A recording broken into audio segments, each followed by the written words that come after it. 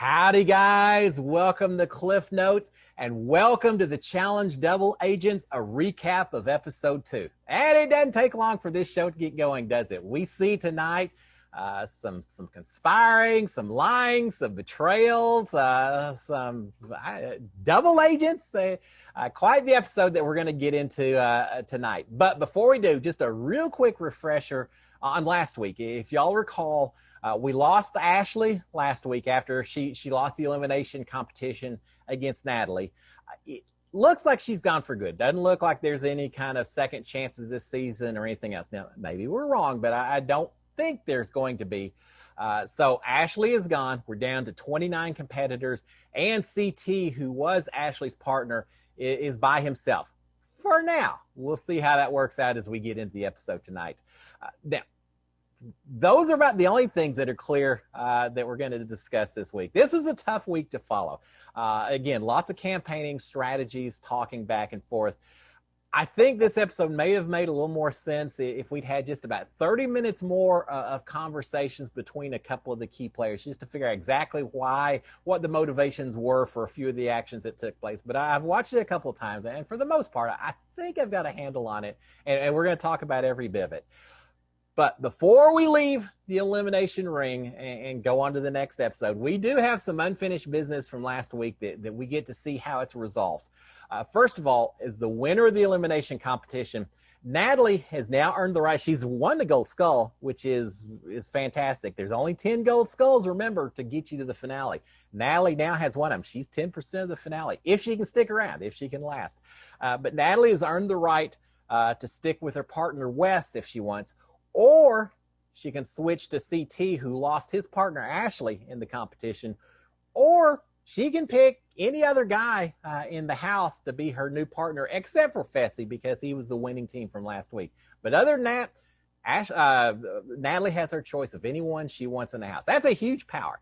That's going to lead to some interesting strategies as we go forward in this season. I do believe it's going to make it very exciting. Now, as little voiceovers, we see some people talking about this Natalie's options and what she should do. They're saying that Natalie really should consider switching, get away from Wes because he's a lightning rod. He could hurt Natalie. And perhaps they're right. I get their argument. But on the other hand, think of this. First of all, it's starting to appear that, at least for now, that only the man or the woman is going to go home, is going to be evicted each week. So even if Wes, as her partner, is a big target and is nominated and is evicted, the impact on her isn't going to be as great. Just because he gets evicted doesn't mean that she gets evicted. In fact, if he does get evicted, it gives her more power, because now she may have the opportunity to, she'll have a new partner. She may have the opportunity to pick a new partner depending on how things work out. Or at least she'll have the chance to have a new partner. So yeah, even if he is a lightning rod, even if he is booted, it's not like her game is over as well. So maybe that's not as big a deal as some people are making out. Also, if Natalie was now to pick someone new as her new partner, she risks alienating Wes by rejecting him, basically. And she ends up alienating the woman whose partner she steals to make her new partner. So that really, from Natalie's standpoint, could be a bigger concern, especially because she's a newbie. I understand her not wanting to make a lot of waves, make a lot of enemies at this point in time. Better just to let Wes be his big target, but she's just, the partner and all of that. Better than making a lot of enemies of your own this early in the season for Natalie. And 3, another reason maybe to keep Wes. Wes has a strong social game. Yeah, he'll be a target, but he also has a strong social game. He knows how to play this game, which as a newbie is huge if he's on her side. Now, Wes is Wes ever on anyone's side other than his own? No, but as long as it benefits him to protect Natalie, it should benefit her as well. So with all that in mind, Natalie does what I expect her to do. She sticks with Wes. Says, yeah, no, I'm sticking with my partner. We're good at this point in time. Which means that CT, who lost Ashley, is now without a partner. But he's lucky. He actually works out okay in that he's still in the game, even though he can't compete in the challenges this week. And it means he can't, therefore, win and have power like Fessy and Anissa did last week. He didn't have those options.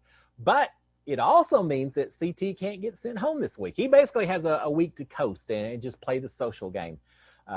He does learn from TJ that he will be partnered with whatever female loses her male partner this coming up week. So we know now that the second elimination is going to be a guy that's being sent home. How interesting is that, though, that CT now, knowing that his partner will be whoever loses, is the survivor whose partner gets lost in the next episode, is going to be his partner. It means that he has a vested interest in who loses this upcoming competition, which should influence, sway the politicking, the socializing that he does this week. Sure enough, CT's immediately starts trying to smooth things over with a lot of different people in the house, especially Cam. Remember, Cam wanted to be his partner, and he rejected her. He just straight up blew her off, and she was mad. She targeted him as a result last week. Well, now he's trying to kiss up, saying, yeah, I should have probably stuck with you, Cam. That was my mistake, and I'm sorry, and all of that. So he's trying to make sure that no one's too upset with him because he doesn't know for certain who his partner's getting ready to be. We do see, shifting topics a little bit, we see a little foreshadowing going on as Big T, Leroy, and others are making fun of Joseph's abdominal crunches that he's performing in the kitchen. Yeah, they show people lifting weights and running and doing all this hard workouts. And Joseph is doing some small little sit-ups. He's still in his jeans, not even in workout clothes, doing some crunches in the kitchen. Now, it's one thing to do that kind of workout, but I don't know, why do you do it right there in front of everyone else while they're all watching? It just seems like he is asking for ridicule. At the time, I thought, well, he's maybe trying to portray himself as not being much of a threat by doing it in there. It may actually be a planned display for everyone else. But no, that turns out not to be the case on Joseph. He's not one that's interested in staying under the radar and not making waves, as we're getting ready to find out. So they're all making fun of Joseph. It is never good when you're getting so much camera time in such an early episode. That doesn't speak well ever for you. And Joseph certainly is getting a lot of camera time this week. We do at this point in time now go on to the next day, the actual competition. And this is where doing the challenge in Iceland spells miserable competitions for someone like old Boss Hog, who can't stand cold weather and freezing cold water and all that. Because guess what they're doing? They are swimming as this competition. Each duo has to swim out to a boat all at the same time. They're all fighting to swim out across this cold, freezing water. Swim out, grab a big old block of ice. Well, inside that block of ice is a small kill cylinder, and they drag the ice back to shore. Once they get there, they have a little ice pick hammer type thing. They can beat that ice until they can get the cylinder out of it. At that point in time, they then take their kill cylinder and they get to choose any other team to put their kill cylinder into their, we'll call it a tower, their little display. And once a team has had 3 cylinders put into their tower, they're eliminated from the challenge. So it's interesting. It doesn't really matter whether you are the fastest at this challenge. It's much more of a social game because this type of competition allows other teams to gang up on the teams that they're opposing. And we see this as Wes and Natalie are almost immediately eliminated by everyone else who is targeting the two of them. So it doesn't matter if you're the fastest because you're not protecting your own tower. You're simply trying to eliminate other people with it as well. With that in mind, if I'd been playing this competition, I think I would have played a little bit differently than most of these duos do. I think I would have swum hard, would have frozen to death, but I would have swam hard out there, retrieved my first cylinder. But instead of playing it and then immediately going out and trying to grab a second cylinder, I would have stood right next to my tower holding that cylinder and just daring anyone to put their cylinder in my tower. Because when they came to my tower, they saw me with that cylinder, I would have said, look, if you put it in mine, I'm immediately going to go put it in yours. We're only going to hurt each other. It doesn't benefit either one of us. So go somewhere else. And if they knew that me putting it in their tower was a payback, hopefully they would have avoided putting it in my tower in the first place. So let others do all the work. Let them swim out over and over again, trying to get as many cylinders as possible. But hopefully in exchange for not putting mine in theirs, no one would put it in mine. And next thing you know, hopefully my duo wouldn't have a whole lot of cylinders in their tower. And eventually, if that's the case, you would have then gotten to the point where other people, seeing that you didn't have cylinders in your tower would be afraid to put theirs in yours out of fear that then if I did win, I and my partner, we would then target them for taking that first shot at us. And we actually see a little bit of that strategy at the end of this competition. No one has put any cylinders in Anissa and Fessie's tower, while everyone else, every other duo has one or more cylinders, getting them closer to elimination. Now, I'm not sure if that's because of deal making that we might not have seen with Fessie and Anissa and everyone else, or just a fear of Fessie and Anissa because they had won the week before. I suspect probably there was some finagling, some deal making that went on before this challenge ever occurred.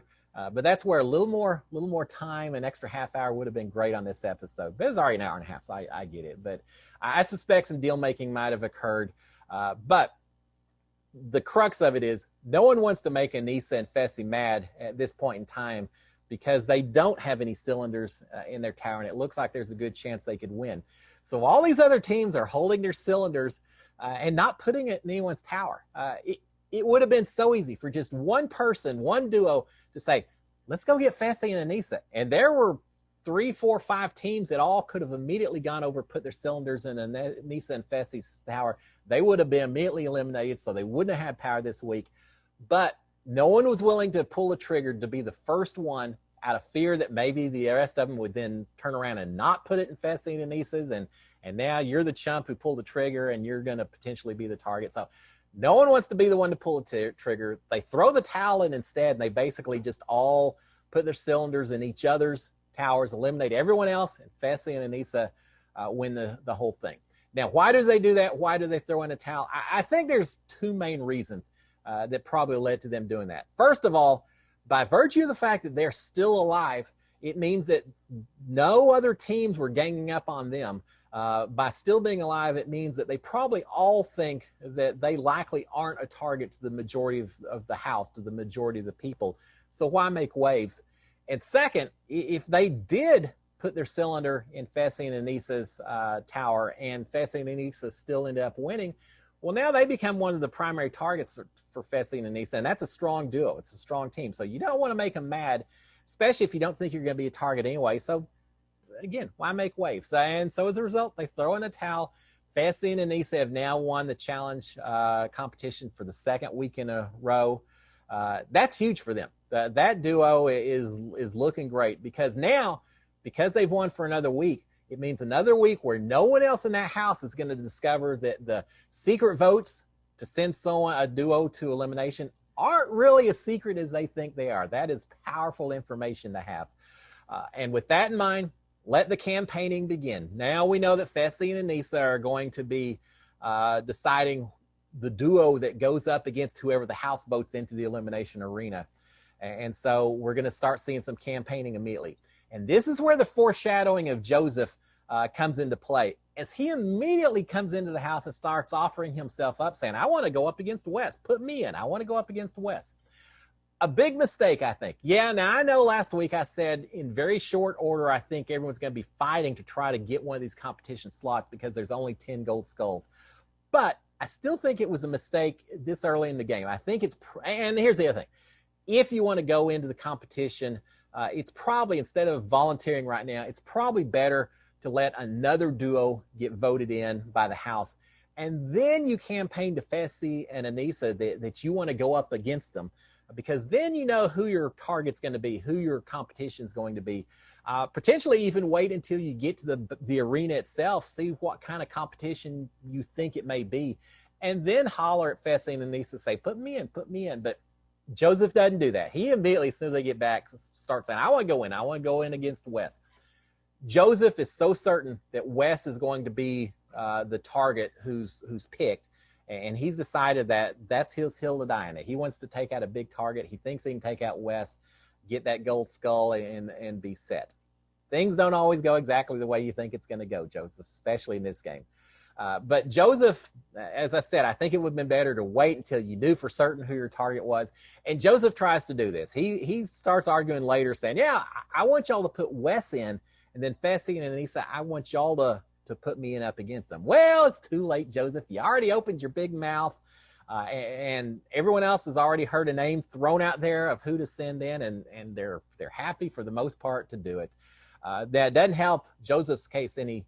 That Wes, strong player, strong social game. Wes immediately tells strong strategist.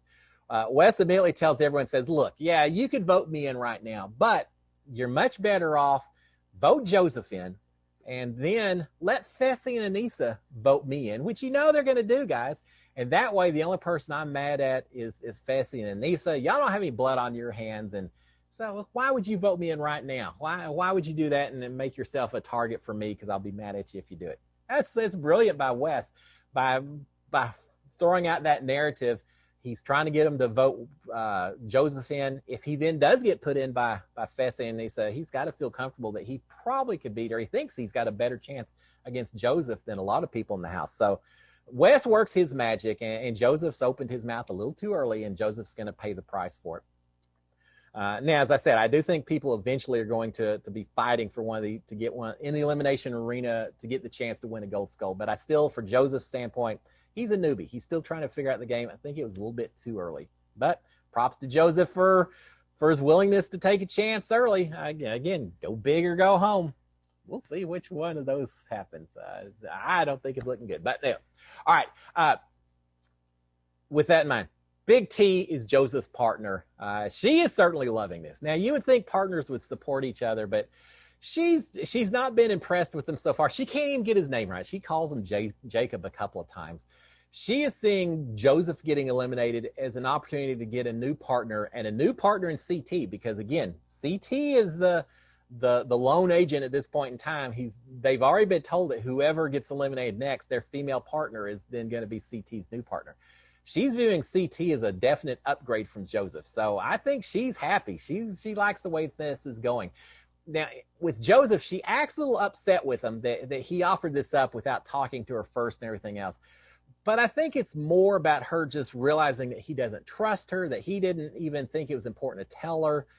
So she's mad at him for that, not so much the fact that he may potentially be getting eliminated. I think she's okay with that.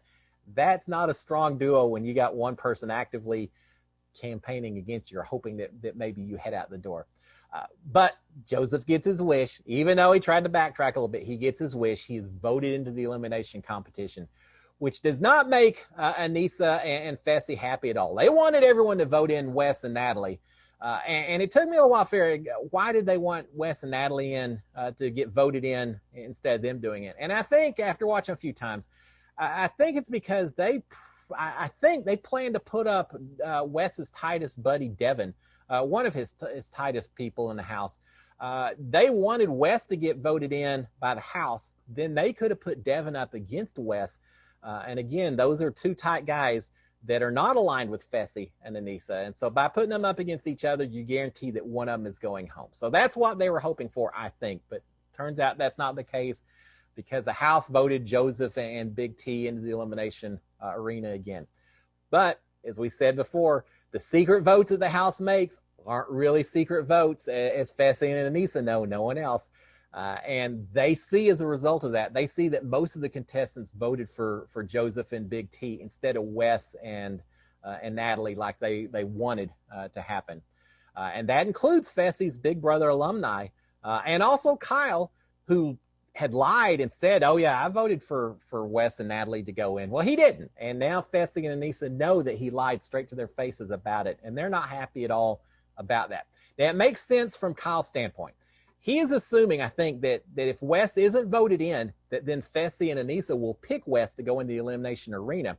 And if that happens, there's probably a good chance that Wes may beat Joseph, which means that CT and Big T then become a new duo. And you still have Wes and Natalie as another strong duo, both of whom most likely would be targeting Fessy and Anissa. They certainly aren't aligned with Fessy and Anissa. So now Kyle's got two big people to go against Fessy and Anissa and this alliance that he thinks may exist, and he doesn't know exactly who else may be in it. So a smart move from Kyle if the secret votes are truly the secret votes. If not, well, now you've just made a target of yourself, Kyle. So at the elimination arena, we learn, as expected, it is a guy that's going home. We don't know for certain that the next week is going to be a woman's elimination, if they're going to go man, woman throughout the season. I kind of hope not. I hope they shake things up just enough that you don't know week to week who's going home. It's going to make the strategies just a little more interesting, a little more difficult. It's going to create a little bit more chaos. So I hope they do that. We'll see. Fessy, now he already knew that Joseph was going to go in the elimination arena, but now that he's there, he has the choice of either going into the ring with Joseph or picking someone else to go in with him. He chooses not to go up against Joseph on this competition. Why? I think it is a huge mistake. I think it may be the biggest mistake. Well, Joseph's mistake's pretty big. Joseph's mistake of volunteering to go into the arena, Fessy's mistake of not choosing to go up against Joseph. Two big mistakes, I think, occurred this week. We're going to see how each of those mistakes may impact the person who made them. But Fessy gets in there. He doesn't see there's no weird puzzles, no weird tiles, numbers, anything else that would make you think it was a huge mental competition. It's just a big arena with a couple of poles sticking out in the middle. It's pretty obvious that this is just a brute force physical type competition, something that Fessy is dominant in. I don't know why he didn't choose to go up against Joseph. You're probably not going to get a better person to go up against than Joseph in terms of likelihood of winning, but he doesn't do it, and I think he may pay the price later. This was his chance. Instead, Fessy and Anissa decide not to put Wes up. He says, Wes, you owe me. And he talked earlier, I'm not going to do the house's dirty work. If they want Wes out, they're going to have to put him up. Instead, he calls out Kyle for lying to him about who he voted for, calls Kyle out to the elimination arena instead. So it's going to be Kyle versus Joseph, with someone going home. Well, the battle itself, it's almost a little anticlimactic compared to everything else that happens this episode. Kyle makes short work of Joseph. It's the best 2 out of 3. He wins both of them. Joseph gets one good body slam on Kyle, but other than that, and they do fight hard, but it's pretty obvious Kyle's got the upper hand on this. And sure enough, he wins the first 2 competitions. Joseph goes home. Kyle's throwing up over on the side. I don't know if it's because he exerted himself so much during the competition or he's just hung over from the night before, because Kyle didn't think he was going into the ring. So for him to get called out was a complete blindside. He's not happy about it. He's upset that he got called out. But it worked to his advantage. Kyle now has a gold skull. There's only 8 of them left. Kyle has 1 of them and is going to go to the finale if he can survive that long. But with Joseph gone, Kyle has the gold skull. He also has the opportunity to either keep Nani as his partner, who already, she was ready to lose Kyle. She didn't seem that upset when she was thinking Kyle potentially could go out the door. So he can either grab Nani as his new partner or take someone else, anyone except Anissa, because she's the winner this week. Kyle, being the wild card that he is, he's always thinking, always doing something a little different. He makes a switch. He absolutely says, yeah, Nani, sorry, bye, Nani. And he picks Cam as his new partner instead. I wasn't really expecting that. It caught me off guard when I saw it, but I think it's smart. I think it makes sense. Kyle suspects an alliance against him. Wes, Devin, CT. So he thinks there's an alliance against him. He doesn't know exactly who's in that group, but he knows that Cam was already aligned against Wes last week. So by picking her as a partner, it might keep him a little bit safer with the assumption that maybe she's working with Fessy and some of these others who are working against Wes and CT and Devin, as I mentioned. So picking Cam, I think he suspects, may keep him a little bit safer. Plus, Cam and Leroy, they aren't a partner within the game, but they're romantic partners. And now I don't think he knows that, but by having Cam on his side as his deal, it also means that Leroy and KC, who was, again, Cam and Leroy, or I think I said Cam and Leroy, are romantic partners. So now Leroy and KC won't be coming after Kyle or Cam because they're trying to protect Cam. So I think it makes sense in a lot of ways what Kyle did to take Cam. And Cam's a strong competitor as well. I think she's certainly can hold her own. I can't tell what Cam thinks about it just yet. I think she was a little caught off guard as well. We'll probably see next episode what she's thinking. So now Kyle and Cam are partners, And now Josh is not happy. He feels like getting Cam ripped away from him was bad news, and I think from his standpoint it was. So he's upset. He's mad at Kyle. He's going to be targeting Kyle, I think. I don't know, but then Cam's his partner. So does he go after Kyle knowing it could affect Cam? Don't know. That's some of the strategies that we'll see. But Josh is upset, but he's also now without a partner. And he can choose between either Nani, who is Kyle's former partner, or Big T, who is Joseph's former partner. And he chooses Nani. So now we've got Josh and Nani. I think they're going to be a strong battle team as well, strong duo. But he chooses Nani, which leaves CT and Big T both without partners. So they're brought together as the final partner of the week. We're down to 28. I think CT and Big T could be a strong partner. She gives it her all every single week. So I think they'll be a strong duo. That's what Big T wanted from the very beginning, I think. So she ought to be happy with the way things turned out. But it kind of went a roundabout way to get to that point. But again, we've got 28 people left. We only have 8 more gold skulls available. I think people are going to start fighting quick to get into that elimination arena. We will find out in the next episode. Guys, y'all have a great week. I'll be back with episode 3 recap after we see it on TV. Cheers, my friends. Have a great one. Bye.